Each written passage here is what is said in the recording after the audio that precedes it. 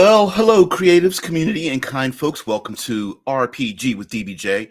I am your host, DBJ, and all of you that are able to take part in this show live, 6 a.m. Eastern Standard Time, of course, are the co-hosts of the show. And we are yet again delving into some of the historical facts of settling of the United States. And today we're going to talk about the Roanoke Colony, the lost colony, Roanoke Island, and the mystery around it. A little historical facts, but really we're going to use this as mind fuel for our tabletop role-playing, world-building experience. So that means that we have to get on the, we are a little bit dark here. We have to get on the right page. And so let's give a little historical context. And I'm sure this event and many like it have existed around the world. It's your classic villagers have disappeared. Player characters have to get involved. What the hell happened? But let's get some historical context about the real thing that happened, and then we'll in Roanoke Colony, if you're unfamiliar with the region, and then we'll get into the fantasy aspect of it, because I think we're going to really be able to fall into the fantasy aspect of this pretty quickly. I cannot do the Roanoke accent, but I'll try. Okay, here we go. The establishment of the Roanoke Colony was an attempt by Sir Walter Raleigh to found the first permanent English settlement in America. The colony was founded in 1585, but it was visited by a ship in 1590, and the crew found that the colonists had disappeared under unknown circumstances. It has come to be known as the Lost Colony, and the fate of the 112 to 121 colonists remains unknown to this day. The Roanoke Colony was founded by Governor Ralph Lane in 1585 on Roanoke Island in Dare County, North Carolina. The Lane's colony was troubled by lack of supplies and poor relations with some of the local American Indian tribes. A second expedition, led by John White, landed on the same island in 1587, just 2 years later, and set up another settlement. Sir Walter Raleigh had sent him to establish I guess it's pronounced Kitty of Riley, or maybe City of Riley, in Chesapeake Bay. That attempt became known as the Lost Colony due to the unexplained disappearance of its population. And this was during a period of time where there was lots of there were lots of known unknowns. So these were individuals who were traveling across a vast ocean to a land they were unfamiliar with. And for those who don't know, there's a location known as the Outer Banks of North and South Carolina. And these are like small islands, inlets, sandbars, islets, whatever, that protect. They're like barrier islands that protect massive storms from sweeping into the mainland. So there's basically these long hot dog shaped styled islands, and there is a Roanoke accent. Let me see if I could find. Let's see. I'm going to find the individual who and I'm probably going to get in trouble for this, but I've seen many people play these clips, so I don't believe so.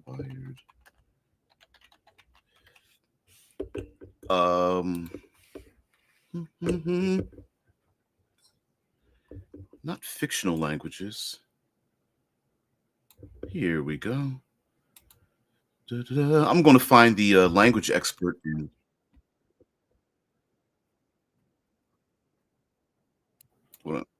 Oh, there we go. All right, so I'm going to share this out. They should give me a warning. I've been able to do this before previously, and I've seen this individual share this information out. I mean, I've seen people make video clips of this plenty of times. Let's see if you guys can hear this. Hopefully you will be able to hear this. Is the sound up? Yes, it is not muted. So let's see this. City, Trenton, North Carolina, Ocracoke Island, Mississippi, and northern Florida. That's where you get the sort of Blanche Dubois, Scarlett O'Hara kind of classical Southern accent. Hi, my name is Eric Singer. I'm a dialect coach. Today we're going to take a little tour of some of the different accents of English-speaking North America. So I'm going to pause it right there. This is a great, this individual and this whole thing is a great series. And for those who like to come onto the show and tell me that I'm mispronouncing things, you got to get into you. It's a 3-part or 4-part series, and each one is like this one is 20 to 30 minutes a piece. And as he's talking about the different regions of the United States, he goes to it, and then does talk about Roanoke Island. I can't pronounce it. Taste of Banana says they found all the colonies in my country. Pity, actually. Oh, you don't want them to know that. Yeah, even the ones that were eaten by werewolves. Yeah. And Caligulus. Yeah, the United States has we've got far too many accents. I should actually do a whole series just on those accents and how they've translated over. So yeah, it's awesome. Yep, Deadman says there were several ships that arrived there before Roanoke disappeared. Yeah, I read the Wikipedia, so so it depends on how true it is. But it was less one colony and then disappeared, and then we don't know. There were a number of events that led to that situation, as well as many other ships and local establishments that they tried to set up around that similar area. Mike says the lost colony civilization trope is a vast resource of story hooks. Yeah. PCs entering a new region, thought long unexplored, only to find a crashed ship, wreck, or structure is always fun. Hell yeah. And just the idea that there's not two big mysteries, but the two big things are what unknown. We know there's an unknown in the region, like what the hell happened to the people. And then you have to say to yourself, what about the people and the community that lived there in the first place? What were they like? Did they do something to offend someone? Are they still around? Are they still engaged in a thing? Are they the very horror that you might have to encounter and such? So you might have to juggle what makes it interesting is the player characters may have to juggle the original purpose of or the intent of the people that lived there in the first place, because the players might be assumed to be allied with the people who were there, and they might have done some pretty terrible things.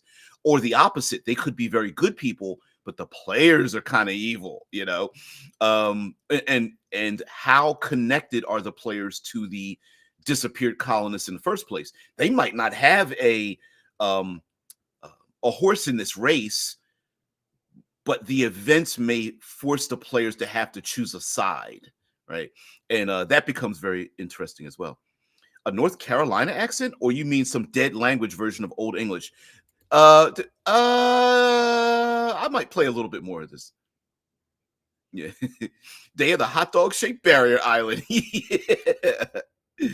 What is it? Something in a hot dog flavored water or something? It's some weird title for an album. Yeah, dialect coach. And Mike says, yeah, I've seen similar video of UK accents. I love the American ones too. But yes, I have seen someone do 30 different UK accents and whatnot, like back to back to back. It's pretty awesome.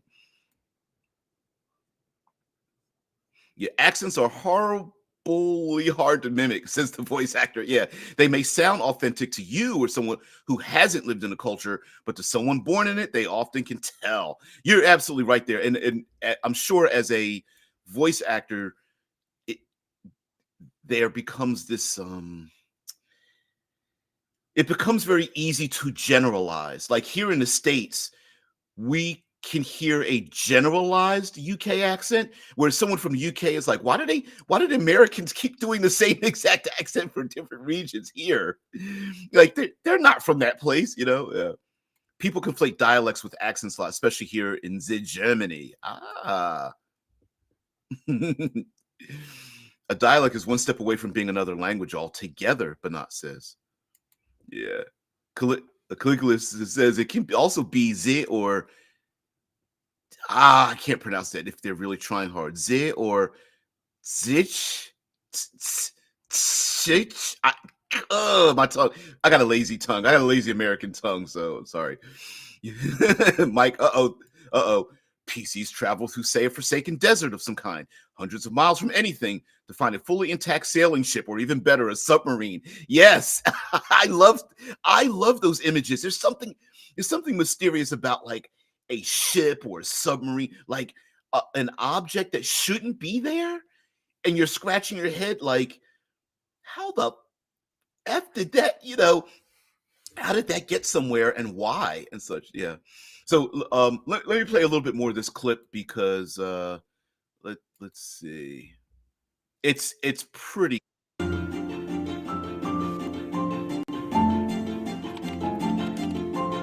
Now, a couple of quick disclaimers. These are by no means all the accents in North America or even all the English-speaking ones. And not everyone from the same place sounds the same. Accents vary by socioeconomic background, generation, ethnicity, and race, and all kinds of individual factors. Because in a very real way, accent is identity. Different people from the same place have more or less. I'm going to skip ahead a little bit because he's just basically doing like a don't cuss at me kind of thing. Language experts from don't cuss at me because things aren't exactly the same, because everyone knows someone that speaks differently. And then around here, all these individuals are people he's gotten together who kind of are specialists and have represent other very specific cultural identities from who have studied the United States. The woman just above him is a native speaker, and that's her study. There's the woman to his very left. She does very urban language and things, and a woman to her right is more generalized in terms of African style languages and such. But we're going to go ahead past the intro, and this is there it is, Ocracoke Island in the Outer Banks of North Carolina, and let's see what he has. Isolated communities like Ocracoke Island in the Outer Banks of North Carolina, or the Sea Islands in the Lowcountry in Georgia, can have really distinctive speechways. They've had the time and isolation necessary to diverge and develop them. That's the other thing that makes for accent variety. Time. There's a lot more accent diversity in the British Isles, for example, where there are local populations that have been speaking English in their particular way for hundreds and hundreds of years. And there's more accent diversity on the east coast of the US than there is west of the Mississippi. It's been settled by English speakers longer. The first places English was spoken in North America were Roanoke, Jamestown, and of course, Plymouth, Massachusetts, where the Pilgrims landed in 1620. So let's start there. The Pilgrims spoke with what we call rhotic accents, meaning they said all their R's. In fact, so did almost all English speakers in 1620, including the ones in England. That's right, a Southern English accent might have used to sound something like this. It was only in the late 18th century that fashionable young people in and around London started dropping their R's, and from there the trend spread to America. Now, north of Plymouth Rock, we have Harvard Yard, one of the places you might hear a Boston accent today. The stereotypical Boston accents, of course, are non-rhotic, meaning no R sounds in park your car in Harvard Yard. I was just stop pausing a little bit right there. It's yes, the vast majority of accents that exist along the eastern seaboard of the United States very much are from a British standpoint, and depending on where you came from the UK, that influence has influenced many of the accents, and then time and distance and such. But there's a lot of that pulled in from the UK. And what's really cool about this series on Wired, I'll put it in the, I'll just I'll put it in the chat, post it in the chat. What's very interesting about it, if you want to listen in or listen to it yourself and whatnot, is that he flows into the sounds and also gives you, as a language expert, tells you what things are happening for that accent. And so for us in role playing, I think it's pretty interesting to discover how to make different accents. And if we could master about 3 to 5 of these, I think you'd have a pretty good way of doing different voices if you're into that kind of thing for tabletop role playing games. So yeah, he's very good. and the description of how the languages, the intricacies of the languages are done, like talking about Rhotic, and it's because of the R's, and there's diphthongs he talks about, and different spaces in your tongue and things like that. It's very interesting, and detailed, yes, but very cool for tabletop role playing games. But anyway, you guys have to say. It says, can you do a future Accents in Space for the next Obsidian Star Friday? Yeah, it would be pretty. Oh, ooh, what was that? Oh, I see what happened. It would be pretty interesting to discover what kind of far future accents would be created. I don't know.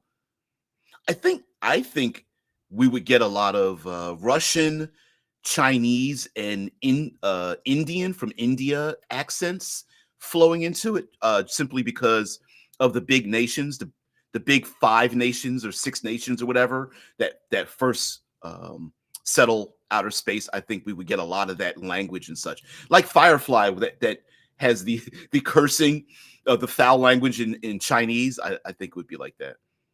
Yeah, hell, the Annapolis Valley in Nova Scotia has, let me see, 4 or 5 subcategories of accents. You can tell what town or country they're from.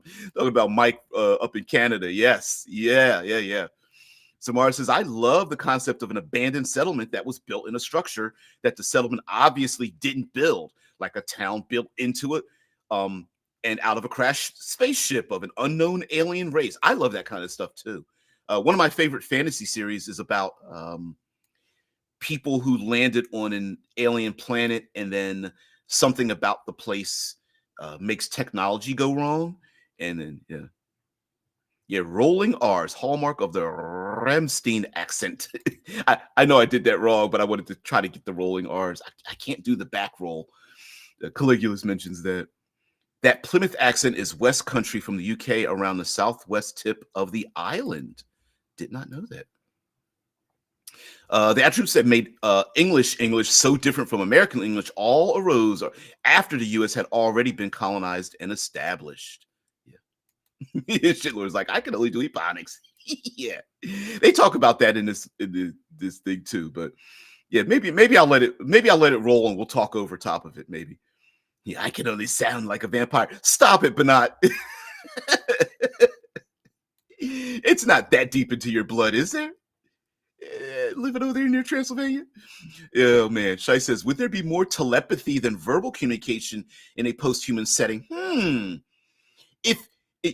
Basically, if you shrink a cell phone down to the point that it's in the back of our heads, and then we communicate that way, could that technically be like radio telepathy? Maybe.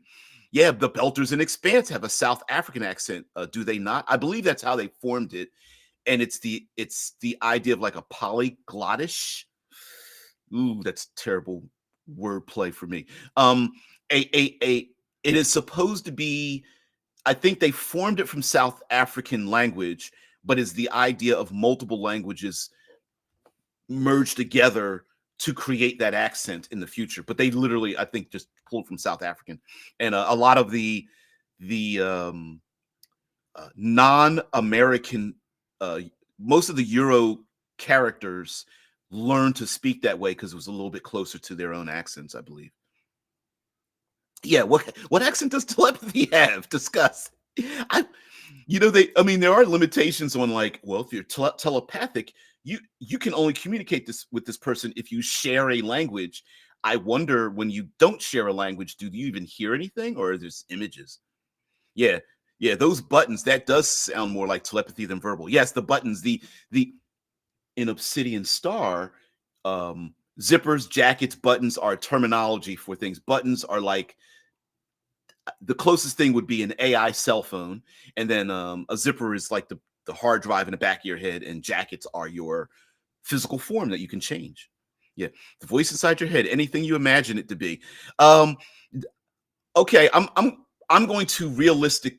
This was a question asked to me, and I think the person who received the answer was a little surprised. When you read books, when you read something, not when you hear it, when you read something, what does the person sound like in your head? Is it based on what you're reading? Do you have a default? If you're reading something and they don't describe the people with any particular detail, what do they look like? Do they look like individuals that live around you? Do you imagine them as being other cultures and that kind of thing? And I said, for the most part, 50 to 70% of the characters I read that are never described tend to be African American when I read and hear them, unless the book tells me otherwise. Like if I'm reading a book about ancient Japan, I instantly think of, Japanese individuals. But if it doesn't tell me and doesn't give me any relationship, it's like a 50 to 70% based on the characters and stuff. So anyway, let's. This is a bit of a long series. Let's all get in the car and head south down the coast now into Rhode Island. Traditional Rhode Island accents here are still non-rhotic, but there's a key vowel difference. The placement for that vowel sound in park your car in Harvard Yard. We call this the start vowel. In Boston, it's usually pretty fronted. Park your car in Harvard Yard. In Rhode Island, it's back. Park your car in Harvard Yard. Rhode Island accents were shaped by a lot of Irish and Italian immigration, just like New York City. So many accents. They don't vary by borough, by the way. That's a myth. I know you guys are going to tell me to forget about it, but I'm sorry. Sociolinguists have studied this really carefully, and there just really isn't any such thing as a specifically Brooklyn or specifically Bronx accent. There certainly are a lot of different New York City accents. Yeah, I can do a little Boston, New York, because I'm from Philly, so before moving out to Ohio, so I can do a little bit of the New York, little smoother accent from the New York area, but if you start to go to like Jersey, you get a little bit harder. When you get into New York, you could really feel like there's a little bit of a hard hitting entry and exit in some of the language. But then when you get a little bit to New York, towards New Jersey, and you go a little south, it softens up a little bit, and it starts to run together. So I could do a little bit of a New York accent. I don't know how good I was on that one, but let's hear what you have to say about New York. But they vary by socioeconomic background and by ethnicity and other aspects of group belonging and identity, more than by neighborhood or by borough. They're historically non-rhotic, though that's changing some in the youngest generations for sure. Here's something fun most of them have in common. The tongue tip hits the teeth, or close to them, on TD and N sounds instead of, a little further back. So you can hear that in like this kind of New York City accent, tongue tip on the teeth, Times Square, New York City, and this kind of New York accent, 22nd Street, Times Square, Dumbo, taxis, traffic, and so on. Okay, so you may have noticed that all of these accents I've talked about so far sound pretty white. I'm going to take a pause here, and linguist Nicole Holliday is going to go a little deeper on African-American English varieties. And these are the experts that are coming in, but yeah, it's pretty fun. It's like this whole series, you go to different regions, you got New York City, and then here, of course, as we move along, thankfully that they chaptered this, so you got like the African American, and then they go through all the differences and the Great Migration and such, and then we go to different places like New York Latino, the online, which is how to explain. He explains it, that goes across the northern parts of the United States, and then we got the Midlands and the DC area, Washington DC area, and then we've got Pittsburgh, and as he starts to move around the entire United States, and it's really good. It's really, it's pretty fun. Love, leaf. Right. So New York Latino English speakers have a particularly light L. You can hear that in this native speaker clip. I guess growing up, I know what it's like to not have a lie. I know what it's like to not have a lie. In contrast to the light L, when you produce the dark L, the back of your tongue bunches. So think about the words milk and pull. The lighter L was a feature of New York Latino English. But Latinx people are a very diverse group of people, and they speak a variety of varieties. We'll get to more of those later. Thank you, Megan. And this single feature is a good contrast with other New York accents, by the way, because most other New York accents are pretty dark L's. Lots of lemon lollipops, la la. I like to lick 'em. So now, as we leave New York and head south into Jersey and towards Philadelphia, we cross a major dialect boundary, the on line. Yeah, she said. And she north did say of this Latin. line, most people say on, rhymes with don. South of it, they say on, rhymes with dawn. Of course, this doesn't apply at all if you rhyme dawn and dawn, only if you have two distinct pronunciations. That's called the cot-caught merger, but we'll talk more about that later. There are a few major dialect areas in the US, and one of the biggest dividing lines is between northern dialects and midland dialects. The on line basically runs right along this boundary. So as we cross over it somewhere around Trenton, we've crossed from the north to the Midlands, dialect-wise. So this is as far as world building goes. You're talking, of course, we're talking about Roanoke and things like that. But as far as world building goes, let me go back just a little bit, and let's get a. There we go. Let's get a map right here. I love the idea of being able to, in world building, when it comes to language and accents and things like that. As you can tell, we have all the states, but language doesn't stop where the state stops. So an artificial line does not create language. For example, in Dungeons and Dragons, we have like Elven languages and Orcish languages, and that's not really how language works. It more works on region.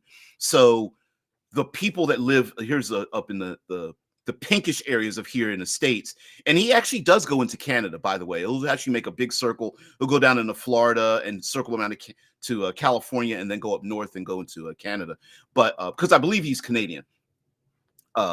Anyway, yes, you could have Orcish and Elven and Gnomish languages, but they would probably all also have the same accents, so they all sound like they're, say, from the north. And then here he has, the line about the Midlands and then the southern portions. And I think that would be kind of cool to add in languages from regions rather than languages from races, because that's not exactly how it works. And Shice Squad, you did say, and you are correct, that the woman said Latinx, and because the Spanish language has OS and AS at the end of a lot of their words, meaning a masculine or feminine quality to the descriptor, and X is a way to avoid, it's a modern version of avoiding specifically male or female, like Latinos and Latinas. Yeah, Deadman says, I know lots of Latinos and Latinas that will go off on her and that. It's very new. It's a very new language shift. And I think it's created for outsiders rather than insiders of the language, if that makes any sense, right? So it's to describe, well, who are all the people? Well, they're Latinx, not Latinos or Latinas, because Latino is masculine, Latinas is feminine, and so some would say is excused. So that's what it is. Yep. Anyway, let's get back to our language expert. I kind of went back a little bit, and he starts. Let's get down into Baltimore. Especially, Danny Ocean. You want to get Danny Ocean on Wednesday? Let's make a quick stop in DC, where Nicole has some really interesting stuff on the prosody of local African American speakers. In my research, I study prosody, which has to do with the tone and intonation of the phrase itself. In a study, I found that African American speakers may be more likely to ask a yes-no question with a level tone or a falling tone. For white speakers, we expect a rising tone in questions like these. So something like, did you do the dishes? But African American speakers may be more likely to say something like, did you do the dishes? Another feature that we see in DC, similar to New York, is the raised thought cloth vowel, that ah. This is a new feature in DC, and we think it's part of a pattern of DC varieties becoming more like northern cities as opposed to the South. You can hear that in this clip. Change is needed, but at what cost? At what cost? Okay, let's go back to Eric. Now we take a quick detour over to Pittsburgh. Yins are the only people in all of North America that smooths the mouth diphthong, except for maybe Chicago sometimes. Now, smoothing is when you take a diphthong, like ow, and smooth it out so it's just one sound, ah. Just like we have price smoothing in much of the South, so that I smooths out to just price. Same thing here, except with the mouth vowel smoothing out to a long sound. Yins want to meet downtown, go shopping for catches? Heading back over to the Delmarva Peninsula, as we head down into Virginia, we get something different happening with that same mouth diphthong. Here it's going to sound like oat, mouth, house. So it's not smoothing out here, it's raising. The tongue starts a little higher up, instead of so it's like oat, a boat, house. This feature is called tidewater raising. Something similar happens with this vowel in Canada, and there we call it Canadian raising, but it's essentially the same thing happening. Time to get out of the house, keep heading south. Down in North Carolina, we really start to hear pretty significant goat fronting again. This is awesome. So the vowel sound in boat, most, hope, starts with the tongue further forwards in the mouth. Oh. So, as you can see, he's describing like goat fronting and diphthong and all that kind of stuff. And I think for like when it comes to like making voices, again, this is pretty detailed, but if we could think of like the goat fronting, if we can identify a type of sound for our languages in our setting, and then go, okay, this is similar to goat fronting, and then you in your head you go, okay, goat, okay, I'll talk using the vowel from goat in the way these elves and gnomes talk in this location, right? And eventually you can start getting these fun languages by simply finding vowel sounds and other missing or smoothed out sounds. It's very detailed, like I said, but it would be pretty interesting and such, because we're talking about Roanoke Island. I understand we're delving away from like why would we even have a disappearing island, but I like this kind of languageosity. So we'll maybe do a little bit more of this later on. Let's see. Let's get to what our co-hosts have to say. Yeah. You guys are silly. We're talk about Lost Colony now. It's 12:34 over here. Yeah. So my point, there's actually a real point to this. My purpose in bringing up different languages and such, and because I just have an interest in it, is the fact that when the settlers came to Roanoke Island and disappeared, there may be like, who were they? How did they change? How long were they there? Of course, in this particular instance, they weren't there very long. And it can give an idea, especially with the players, about how strange an interaction is with the people and a place and a location. For example, if the players arrive, maybe they sail from someplace or they travel across land or something, and they encounter strangers. What do the strangers sound like? Do they look like? Are the players related to the culture of the individuals that would live there, or are they different? And maybe even the people there start to sound and change and act in different ways, which could give a clue as to what happened. Were they possessed by ghosts and banshees? Were their minds wiped? Are they behaving in a way that people haven't behaved, or speaking in a language they haven't spoken from 1,000 years ago? And it almost seems like their ancestors are alive and well in their heads today. Things like that. So, yeah. Also, when we have ourselves like a place that disappears and people disappear, like, was it instant? Like, are all the food and toys and accoutrement of the people living there, did it happen instantly and people literally drop their clothing and their belongings dropped to the ground, disappeared? Or did they pack up all their stuff and disappear? Or maybe both happened, or they disappeared and their stuff fell, but maybe bandits or something came in and people were literally, at the very moment the PCs arrive, gathering their things and stealing their like boots and clothing and small items and toys and things, all that kind of stuff. Yeah, hey, heathen. because I've lived all over the country, so I'm sure I have a few dialect colors. Few dialects color my speech. Me too. Mostly Eastern Seaboard, but yeah. Bernat says a Hungarian vampire is more likely to sound like Bela Lugosi, while a Romanian vampire is more likely to sound like Lady D in Resident Evil. Ooh. He says this guy isn't doing a VA quite right. He's trying to do that out in a boat instead of out and about. Out in a boat. Shai says, in the 24th century, we will use our inner monologue genius accent to overcome all provincial prejudices of the primitive present day. I love it.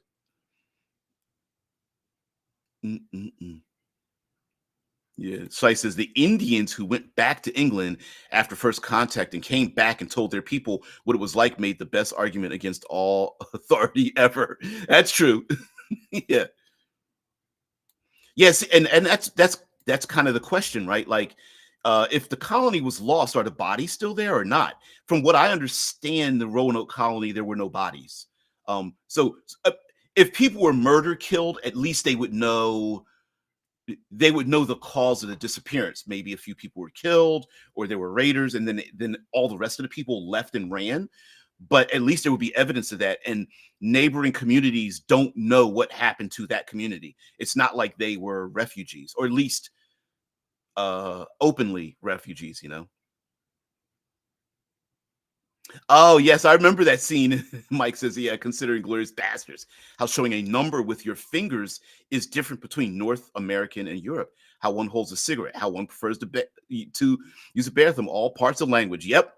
Do you hold up? Is this how you do 3, or is it 3? Now I do this for 3, but in other cultures you can hold up a thumb and 2 fingers rather than 3 index fingers. Yep.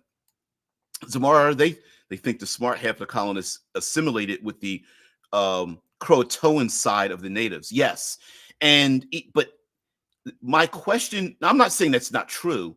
I think the reason why it's still a mystery is because we would see native genetics mixed in with Eurogenetics of those people. And why wouldn't we see that? Like, it would be pretty easy to find out, like, oh, the Europeans mixed in with them and went native. And then here's the other, this isn't wrong, but what made the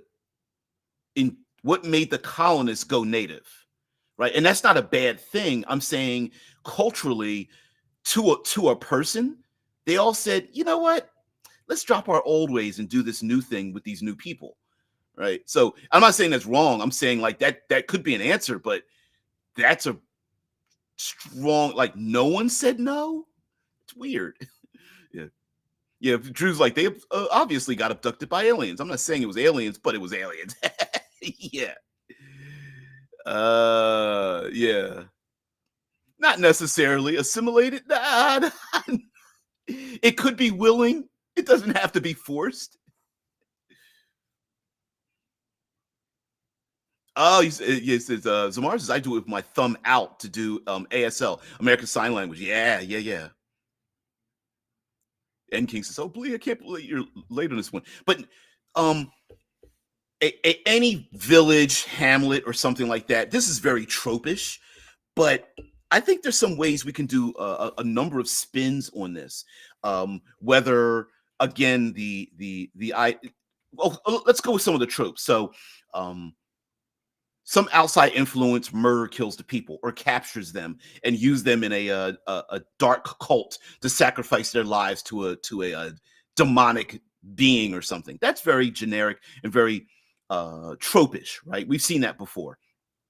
But it could also be that maybe someone was hiding who came from afar, a noble, a blue blood, someone of noble birth maybe was hiding amongst these people, and their enemy came searching for them. And maybe the residents knew this and decided to run. So they may have disappeared, but they're still alive. Maybe they're running and purposefully making sure that no one knows where they went. It could be a magical event. When we have magic involved, the idea of literally disappearing, transforming, erasing their history, things like that could be possible. For example, fey creatures could have erased them from memory. And despite the fact that the player characters walking around and seeing no one there, they could be living in like a pocket dimension or something, because to protect them, or the Fey creatures find them so interesting that they wanted to keep them, and these people can't return home, but they still live in the same area. They're just overlaid. It's hard for, maybe players, if they look in a reflection, they see the people like, miming words and actions to get their attention, because they are in a parallel dimension of some sort. When you start adding in magic and things, it can be pretty nasty. Like were 5 of the residents of the town dumped into a pit, and their flesh melted by some ancient magic to turn them into a gibbering mouther with their eyes and mouths all mutated together, or something like that, like for an experiment or whatever. The people themselves may not want to be found, because they find out that the players don't know that they are agents of a evil regime, let's say. And when the players are asked about where they're from, the colonists themselves are like, listen, you found us, but we don't want to go home. We don't want to be there. We were tasked with doing this thing and to militarize the settlement, and we don't want to be militant or militarized or be a forward scout unit to cause war. We met these people, these indigenous people that live here, and they're pretty cool. Like, we don't want to do that. And so tables could turn, a story could turn where, yeah, the PCs find them, but they don't really want to be found. There was an old movie, low budget action movie called Spartan, where Val Kilmer plays a special forces agent who is tasked with returning the kidnapped daughter of a senator. And human traffickers captured the daughter, and the Spartan agent is like, oh, well, captured the daughter, I need to go rescue her. And he finds her. Spoiler alert for a movie that no one really has ever seen before, even though it's pretty brilliant. Finds her, and she's like, think about it. I didn't just get kidnapped. I can't be brought back. My dad left me out here. He wants me to disappear and use that for his own political gain, because the only reason I disappeared is that he pulled security from me to be with his mistress. And then that would be revealed, and it would kill his political career. So I can't return home. And the Spartan agent is like, ooh, shoot. And then come to find out that the senator kind of set it up so that she would be killed, or at least permanently captured, and turned into the underground of the human trafficking and stuff. And I was like, ow, that's nasty. Shai says, I think there is genetic evidence. A war between the aggressive half of the colonists and the aggressive half of the natives caused the smart halves of both to split off and assimilate.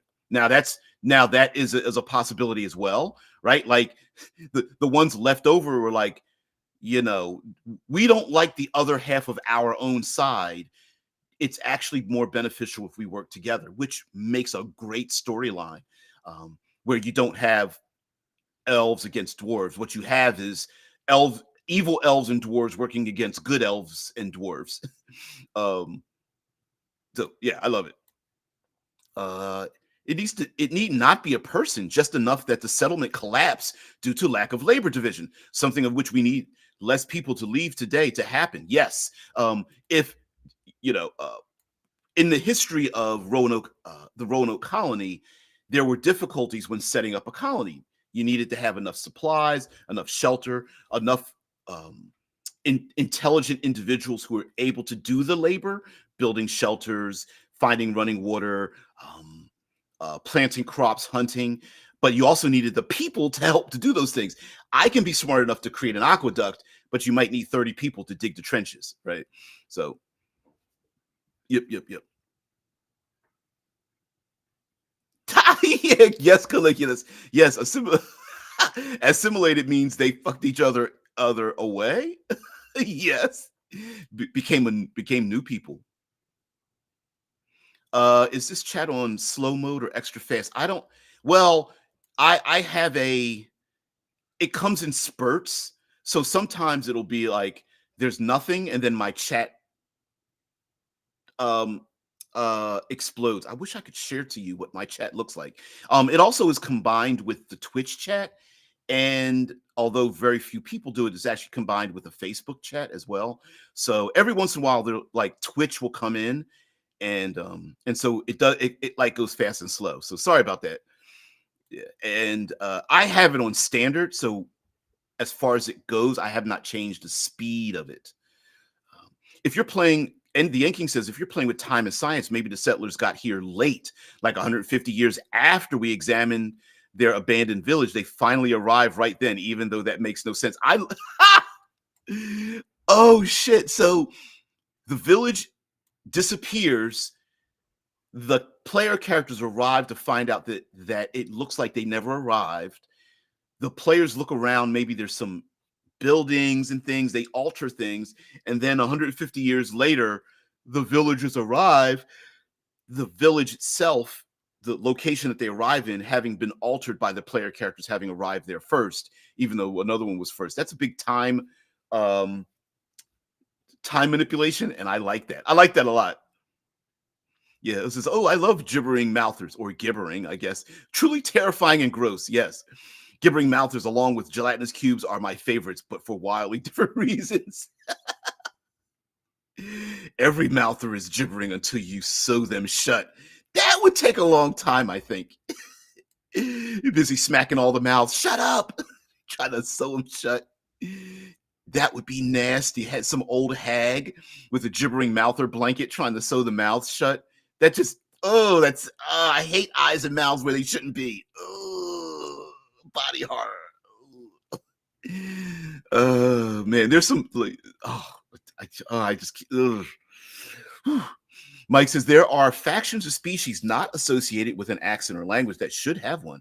I believe there should be a secret undead language one learns upon death. It permeates your soul at death. Ooh. Imagine waking up from dying, making those death saves, raised from the dead, and now your accent permanently changes to one who has died, so people know that you have died and come back. Ooh, I like that. I like that a lot. I might steal that for Obsidian Star. People that have died and come back, and they obtain some strange permutation of the way they talk or think. Like I don't know, they receive damage and are unable to see, count, or conceive of the number 7 or something strange like that, you know. Check out Scott Dawson's research on the lost colony at Roanoke. Scott Dawson. Okay.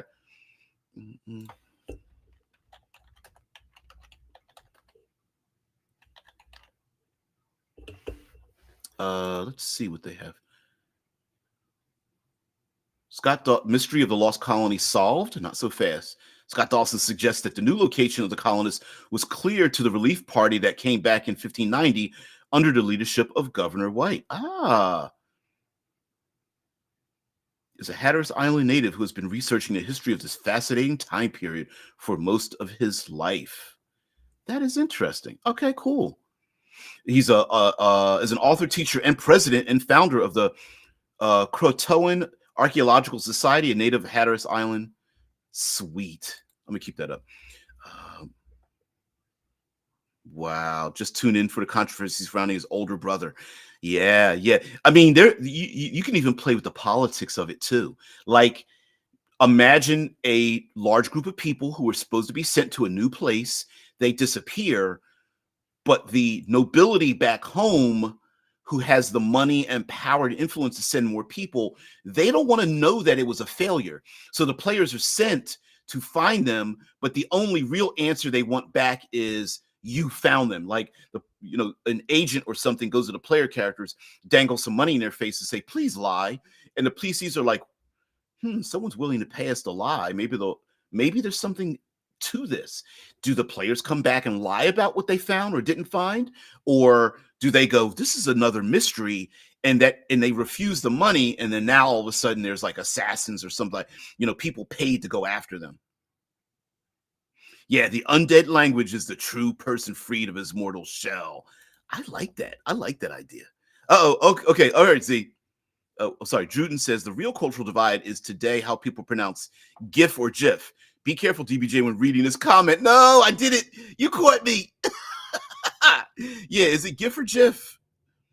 See, I think GIF because the G stands for graphical, and it's a word that doesn't exist. It's not like it presupposed something else. So I would say GIF because choosy mothers choose Jif, which sounds like peanut butter. There's a brand name, Jif for Jiffy peanut butter.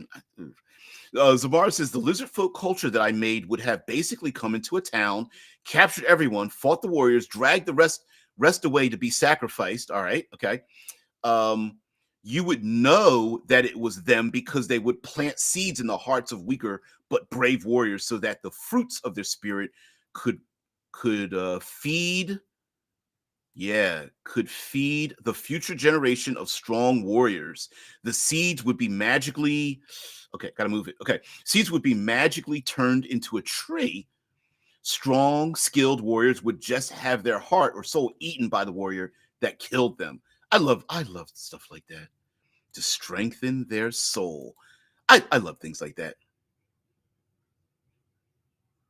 Yeah, the Yan King says that concept for Obsidian Star that opens up the chance for Hellraiser in space, which is cool. Yeah, Hellraiser, a little bit of a low budget series, but still kind of cool. Taste of Benoit says, I meant people's mouths shut, sew them shut. Yeah, no, I get it. Yeah, no, you're fine. And let's get some pictures of gibbering mouth. There's gibbering mouth. Or you know what, Google, you should not know that that's what I meant. Although maybe it's just me.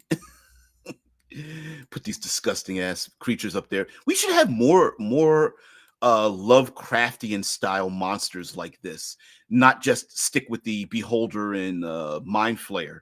I know there's others that are out there, but they even like aboliths and some of those, they don't have the what's a really nasty one.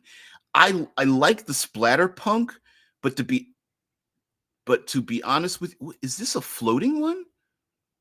Deep dive the gibbering mouther or gibbering. I like gibbering, but I don't know. I personally like the Mound of Flesh one. Archives of Nethys version. It kind of looks like melted flesh, and I like this one here. Oh, makes me want to vomit. Sorry. Okay, here we go. Big push. So Shai says, DBJ, tune out the controversy surrounding Scott Dawson's older brother. Oh, Scott is a harmless Roanoke research. His brother is a vehement critic of Israel, who is controversial for. Okay. That's what I was like. Older brother? You mean like from the Lost Colony of Roanoke? No, you mean Dawson himself. Okay. Yeah, regardless of that, Scott has the most plausible and interesting account of the Lost Colony I've ever heard, but I'm no expert, of course. No problem. Yeah, it's a horror, man. So gothic. It's a horror, man. So goth. Horror. I can't do it. Hey, it wasn't me. Shit, I butchered that. Sorry about that, Z. Mike says, DBJ, if you were at my table, you'd get your fill of aberrations. Mind you, you'd run away from the body horror aspects. I sure would. I would need a small bucket and not eat too many nachos because they'd come up. It's pretty nasty. He says, maybe not flying, but a gibbering mouther should be able to leap at you. Gibbering. That image here, because here, let's go back to the image that I did skip over. It is from Dumpstat Adventures, and do they need to leap? Do they really need to have they're already pretty horrible. things that can drop from ceilings and flow under doors and things like that. Do they really need to leap?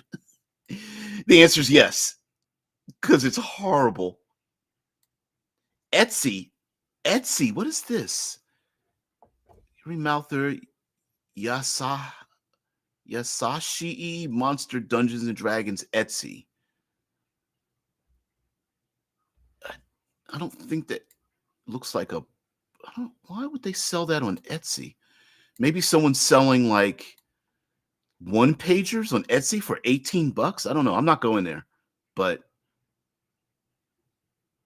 Bell of Lost Souls has a spotlight on it. Monster Spotlight. See, I always thought it was like I guess there's terms like jibber jabber, but the hard G gibbering, what would that relate to make that a language thing for pronunciation? I don't know. There's some models here that people have created. So anyway, we're getting into the Lovecraftian version of why maybe these people have disappeared or not, and heck, maybe even if the people. Oops, see, here we go, big another jump. Yeah, amen. There is advantage to being a dungeon master. There sure is, because you get to do whatever the hell you want to. Scare the piss out of your players if need be. Although in classic fantasy, horror isn't really a thing, or is very downplayed because we're supposed to be big bad heroes, right? And the idea that we should run away, although very much an OSR, a very viable and make sense kind of tactic in the OSR, it's pretty much frowned upon in current Dungeons and Dragons, and they even make it mechanically difficult to do the thing. So creating horror type elements, you really got to get your players on board. I mean, they have a not very well developed insanity chart, and you could start doing like wisdom saves, or maybe they start to earn points that lead up to a thing. But I don't know.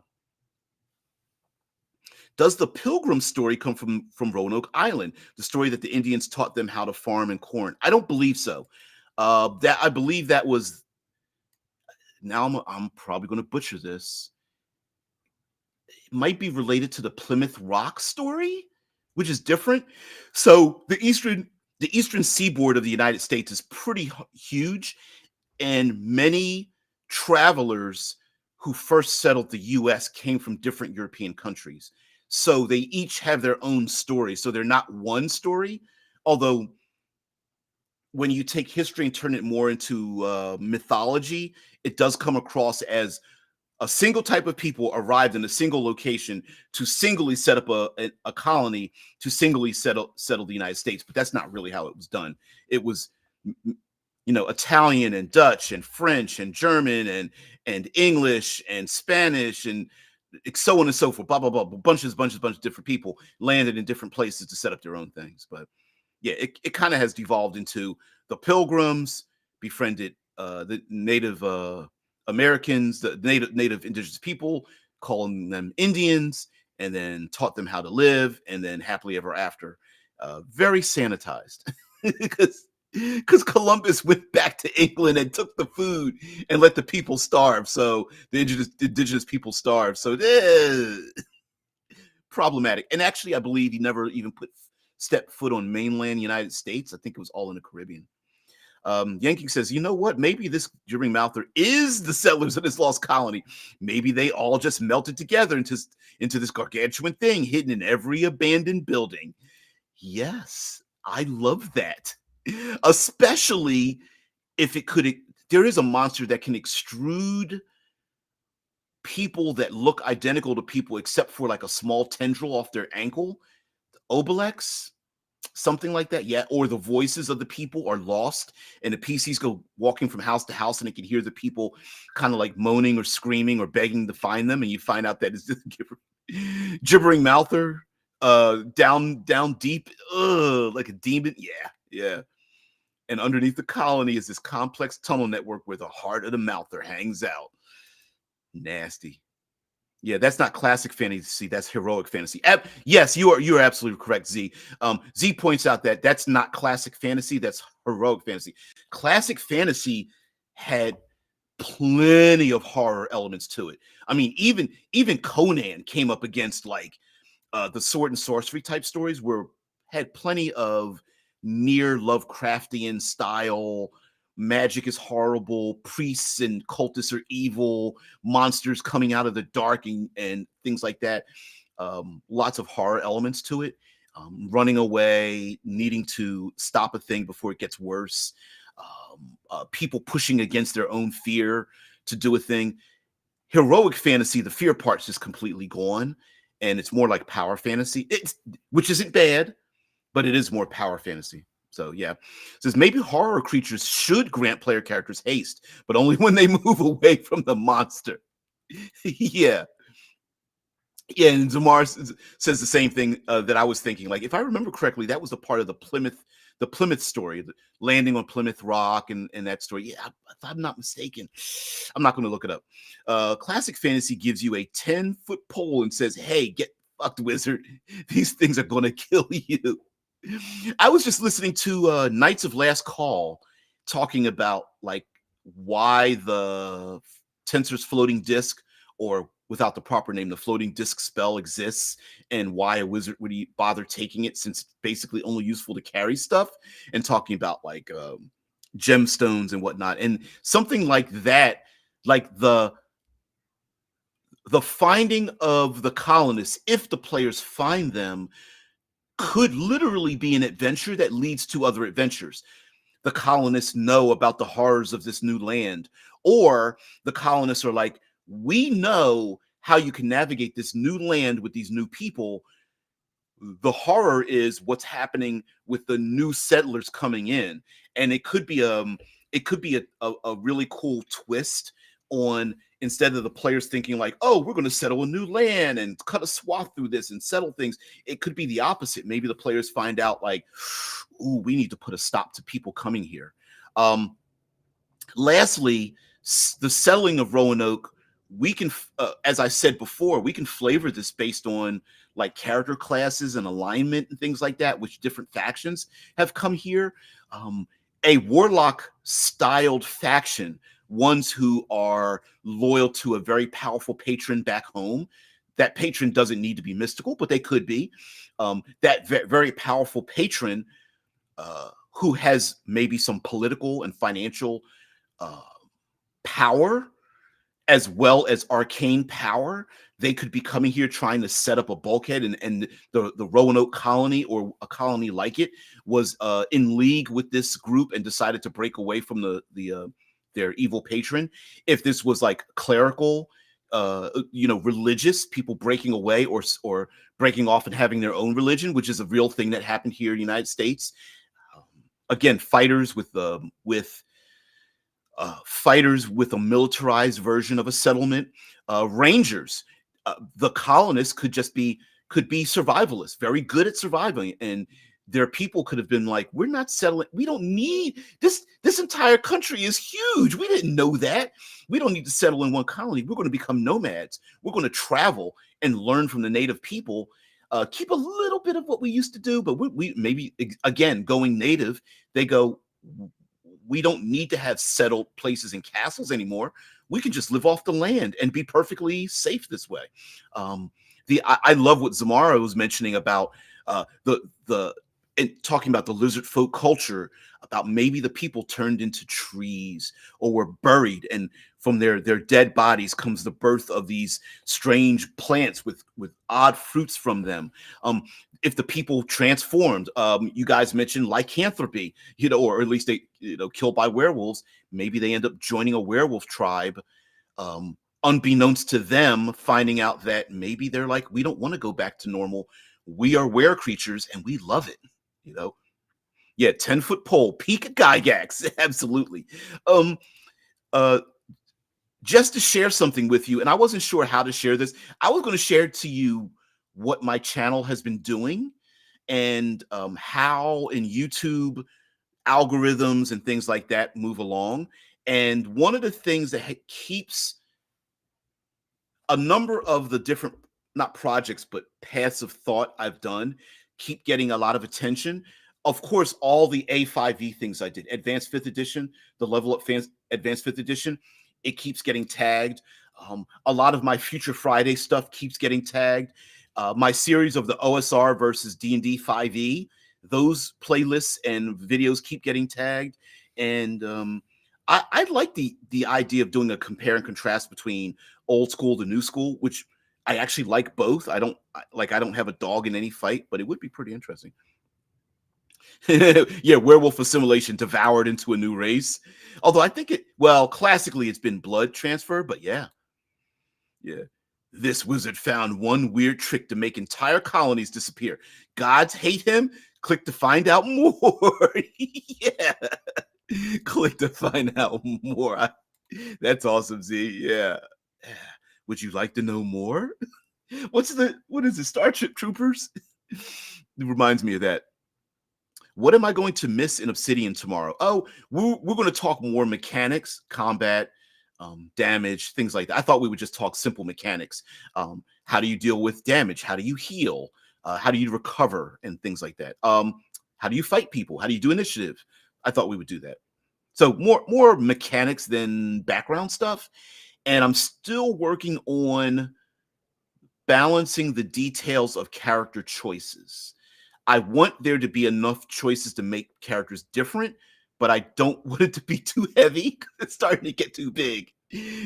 Rules light. I think I'm a liar when I say rules light. Maybe rules broad. I don't know. Coven convenes at the castle. Yeah. An idea: the settlers become werewolves, but they act too aggressive, and the native werewolves hire players to deal with these new wolf terrors. Yeah, maybe the bestial side of the werewolves is based on culture and personality. So the more, I hate to say this, the more in tune with nature you are, the more almost druidic, wild-shaped druidic a person is.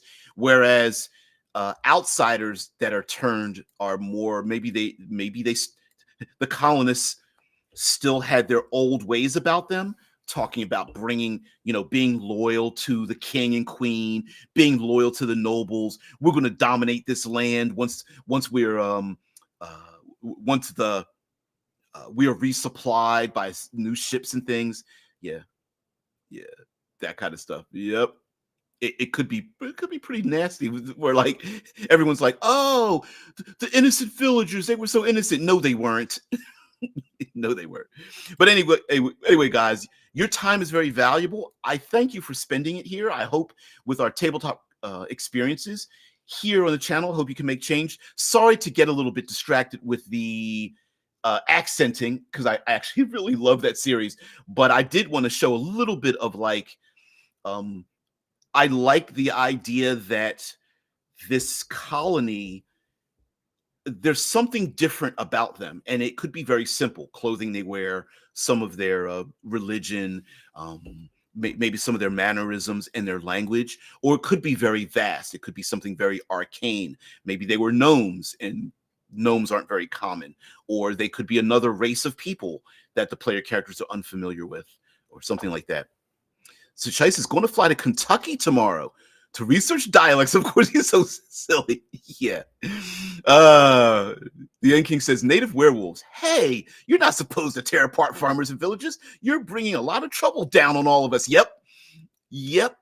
Maybe the people in the indigenous peoples, to them, the concept of werewolves doesn't even exist to them. It's just a natural part.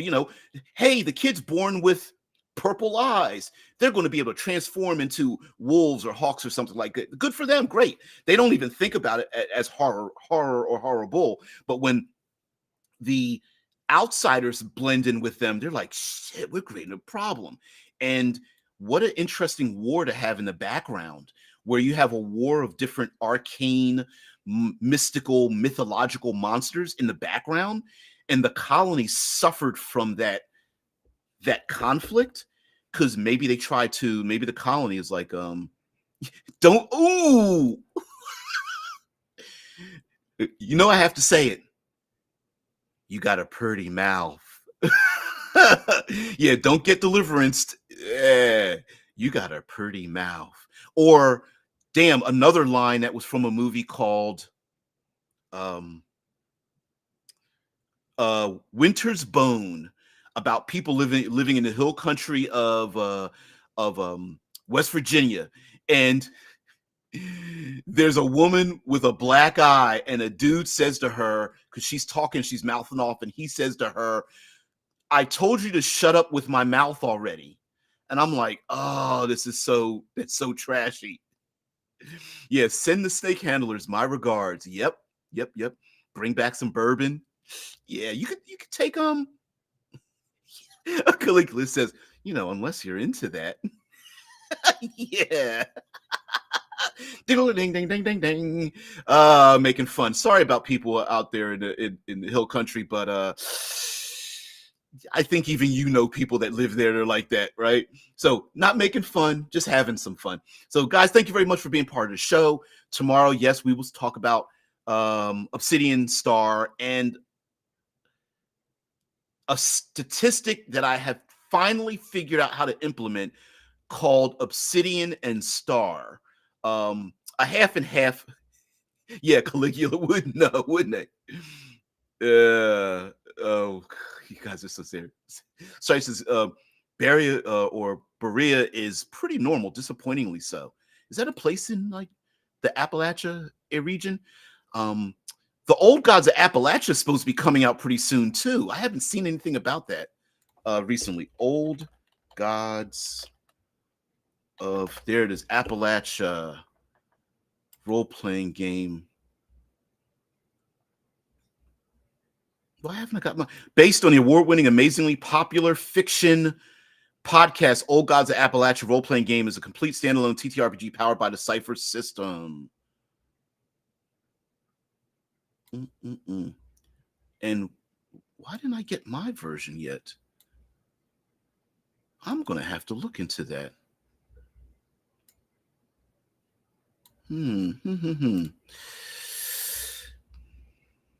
Old Gods. But anyway, guys, thank you very much for being part of the show. Area is Central Western Kentucky, not quite Appalachia yet, unfortunately. Not yet, unfortunately. It's a dry county. Yeah. No alcohol. That still exists around here in Ohio, despite the fact that the law has changed that you can sell alcohol on Sundays. Lots of places still don't sell. Lots of places both do not sell and people do not buy alcohol on Sundays here. That's still a thing. Let's talk. And some places are known as being dry, meaning that they're in the entire county. They don't sell alcohol. You have to drive outside of those places. For those of you from the outside of the states that are just like, really? Yep, that's a thing. Love with your heart and read. Oh, person missing. Where do you live in Ohio? Or is it Columbus, Ohio, right in the middle of the state. Love with all your heart and remember, person missing. Drop everything. Headphones drop. Computer just goes staticky. Yeah. Person disappears. That was an accident, guys, but on purpose. Yeah. But anyway, guys, thank you very much for being part of the show. I really love you guys. Thank you very much. Stop by tomorrow. I will send out a link for tomorrow as well. Guys, have a great one. See you later. Have a great day. Again, thank you very much for being here. Peace and tranquility.